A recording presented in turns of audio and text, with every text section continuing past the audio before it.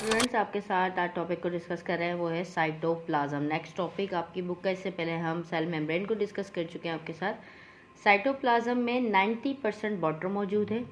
इसकी टर्म को इंट्रोड्यूस करवाया था रिडोल्फ वॉन कॉलिकर ने 1868 में। Term introduce by Rudolf von Kolliker 1868। Cytoplasm है क्या? Material filled in between cell membrane and nuclear membrane.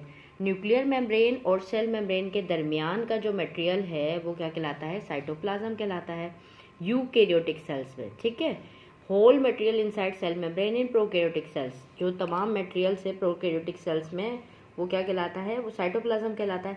अब यूकैरियोटिक और प्रोकैरियोट में फ़र्क क्या है? यूकैरियोटिक सेल्स के अंदर जो है न्यूक्लियर मेम्ब्रेन होती है, प्रॉपर न्यूक्लियस होता है, तो इसलिए जो न्यूक्लियर के बाहर वाला तमाम मटेरियल्स है आपका, जैसे हम यहाँ डायग्राम को डिस्कस किया है, तो ये डायग्राम आपका सेल है।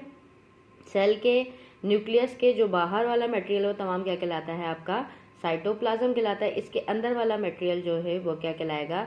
न्यूक्लियोप्लाज्म कहलाएगा। ठीक है, जहाँ पे न्यूक्लियर मेम्ब्रेन आ गई। लेकिन प्रोकैरियोटिक सेल्स में ये न्यूक्लियर मेम्ब्रेन नहीं होती, मतलब एब्सेंट न्यूक्लियस होता है, तो ये साइटोप्लाज्म कम्प्लीटली फिल्ड होता है उन सेल्स में। यहाँ पे डिस्कस करते हैं कि एक तरीके का आपका साइटोप्लाज्म क्या है। इसमें दो टाइप्स हैं। एक्टोप्लाज्म कहते हैं सेल मेम्ब्रेन के करीब वाले पार्ट को, और एंडोप्लाज्म कहते हैं थोड़ा सा उसके न्यूक्लियर मेम्ब्रेन के करीब जो हिस्सा है, जहाँ पे हम उसको कह रहे हैं साइटोसोल का नाम दे रहे हैं। एंडोप्लाज्म जो न्यूक्लियर मेम्ब्रेन के पास है, जिसमें ज़्यादातर क्या मौजूद है? पानी मौजूद है। ठीक है, लिक्विड स्ट्रक्चर है, ग्रेन्यूलर है, नॉट क्लियर होता है, ग्रेन्यूल से मतलब दानेदार स्ट्रक्चर मौजूद है। लेस विस्कस यानी कि जिसमें क्या होगा? थिन पेस्ट होगा। ज़्यादा पानी होगा तो क्या होगा? लेस विस्कस होगा। इसी तरीके से सेल मेम्ब्रेन के पास वाला जो एरिया है इसको हम साइटोजेल कहते हैं। क्लियर नज़र आता है, ये बिल्कुल रिजिड होता है। मोर विस्कस मतलब थिक पेस्ट होगा। नॉन ग्रेनुलर पार्ट होता है, इसके अंदर कोई दानेदार स्ट्रक्चर मौजूद नहीं होता। अब हम इसकी केमिकल नेचर की बात करते हैं। Chemical nature and metabolic role of cytoplasm. इसमें दो टाइप्स के स्ट्रक्चर्स आपकी बुक में दिए हुए हैं। हमने यहाँ पे आपको थोड़ा डिस्कस करके बताया कि साइटोप्लाज्म में एक होते हैं स्मॉल मॉलिक्यूल्स, दूसरे होते हैं लार्ज मॉलिक्यूल्स। ठीक है, जो स्मॉल मॉलिक्यूल्स होते हैं ना, हम उसको ट्रू सॉल्यूशन कहते हैं, क्योंकि उसके अंदर छोटे छोटे से स्मॉल सॉल्यूट्स होते हैं और वो पानी के साथ जो है वो क्या हो जाते हैं? डिजोल्व हो जाते हैं, जैसे कि salt, sugar, amino acid, fatty acid, nucleotides, vitamins, hormones, inorganic ions, ये तमाम क्या है? स्मॉल मॉलिक्यूल्स हैं, और ये हमारे यहाँ पर ट्रू सॉल्यूशन कहलाते हैं। उसी तरीके से दूसरे होते हैं लार्ज मॉलिक्यूल्स साइटोप्लाज्म के अंदर, जिसे हम कोलॉइडल सॉल्यूशंस कहते हैं, जस्ट लाइक प्रोटीन है, कार्बोहाइड्रेट्स है। अब इसी प्रोटीन और कार्बोहाइड्रेट्स में मतलब कोलॉइडल सॉल्यूशंस के अंदर दो टाइप्स होती है, एक सोल और दूसरा क्या? जेल। वही सोल क्या होगा? लेस विस्कस होगा। जेल जो होगा वो क्या होगा? मोर विस्कस होगा। मोर विस्कस जिसके अंदर मॉलिक्यूल्स ज़्यादा हैं। जेल कंडीशन कौन सी होती है? जिसके अंदर मॉलिक्यूल ज़्यादा हैं और पानी कम होगा। सोल के अंदर क्या होगा? पानी ज़्यादा होगा और मॉलिक्यूल्स की कमी होगी। तो यही इनकी दोनों में डिफ्रेंशिएट है। कुछ पॉइंट्स इसमें लिखे हुए हैं। Cytoplasm is not consist liquid part only. Cytoplasm सिर्फ लिक्विड पार्ट पे ही नहीं कंसिस्ट करा है, it also contain granular part called cytoplasmic organelle. और क्या है इसके पास भाई? ग्रेनुलर पार्ट्स भी हैं जिसे हम साइटोप्लाज्मिक ऑर्गेनेल कह रहे हैं। अब इसके अंदर माइटोकॉन्ड्रिया आ गया, लाइजोसोम्स आ गया साइटोप्लाज्म के अंदर, एंडोप्लाज्मिक रेटिकुलम आ गया, एंड सो ऑन, जितने ऑर्गेनल्स है वो इसके अंदर आ जाते हैं। कुछ केमिकल रिएक्शंस भी जो है वो साइटोप्लाज्म के अंदर हो रहे हैं।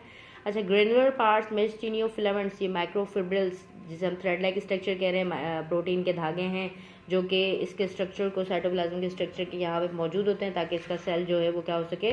रिजिड हो सके। फॉर्म टाइप ऑफ स्केलेटन, वो इसके स्केलेटन का फंक्शन करते हैं।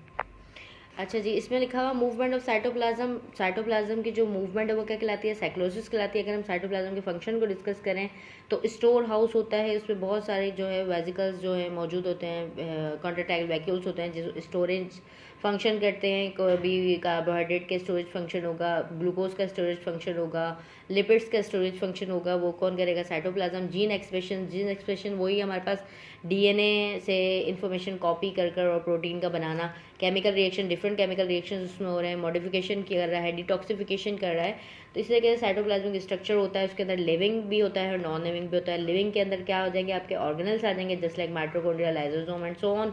उस तरीके से नॉन लिविंग के अंदर क्या होती है? इंक्लूजन्स होती है, स्टोरेज फंक्शन होगा। स्टोरेज फंक्शन क्या होगा? जो सेल के अंदर बन जाएंगी चीज़ें साइटोप्लाज्म बना देगा, और देन फिर वो सीक्रेटिंग ग्रेन्यूल्स हो जाते हैं, सेल के बाहर जाके वो अपना फंक्शन करते हैं। दैन उसके बाद साइक्लोसिस है, थोड़ा सा साइक्लोसिस वही अभी मैंने आपको बताया, movement of cytoplasm. Movement of cytoplasm की वजह से होता क्या है, responsible for even distribution of cell content in cytoplasm. Responsible होती है सेल की डिस्ट्रीब्यूशन के, ऑर्गेनल्स की डिस्ट्रीब्यूशन के अंदर कौन, साइटोप्लाज्म जो है वो सेल की डिस्ट्रीब्यूशन करता है या ऑर्गेनल्स को अप डाउन करता है, वो प्रोसेस का कहलाता है साइक्लोसिस कहला रहा है, या मूवमेंट ऑफ साइटोप्लाज्म कर रहा है। साइटोप्लाज्म की मूवमेंट की वजह से तमाम ऑर्गेनल्स जो हैं अप डाउन्स होते हैं, सेल डिविजन्स का होना। ये आपका टॉपिक साइटोप्लाज्म कंप्लीट होता है। इंशाल्लाह नेक्स्ट वीडियो में आपके साथ नेक्स्ट टॉपिक को डिस्कस करेंगे। अल्लाह हाफिज़।